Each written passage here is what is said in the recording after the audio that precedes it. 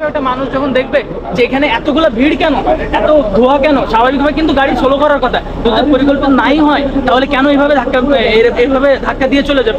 এরপরে আমরা কি দেখছি, এই পাশে আগুন জ্বলতেছে, অথবা এই পাশে এখনো পর্যন্ত কোনো ইউনিট পানি জি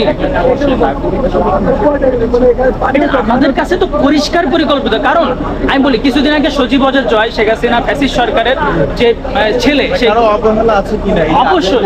কারণ এখানে গুরুত্ব, আমরা একটা জিনিস চিন্তা করি, একটা হোটেলে যদি আমরা যাই দেখি তো হোটেলে কি পরিমাণ সিকিউরিটি থাকে, কি পরিমাণ মানে অগ্নি নিয়ন্ত্রণের জন্য ব্যবস্থা থাকে, তাহলে এত বড় একটা গুরুত্বপূর্ণ স্থানে যে মানে একেবারে হেলা ভাবে বিষয়টা দেখতেছে, এটা কিন্তু আসলেই সন্দেহজনক।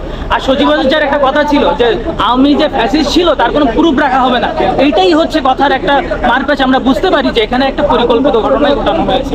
দেখেন, এটাকে আমরা পরিকল্পিত কেন বলবো না, এখান থেকে আপনি ফায়ার সার্ভিস হেডকোয়ার্টারটা ধরেন সর্বোচ্চ 4 থেকে 5 মিনিটের দূরত্ব।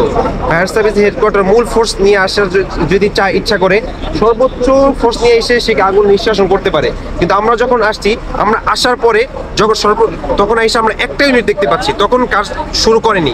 আমরা আসার পর ধীরগতিতে কাজটা করতেছিল, তখন এখানে আগুন ছিল কিন্তু এখন দেখেন এখানেও সম্পূর্ণ আগুন চলে আসছে।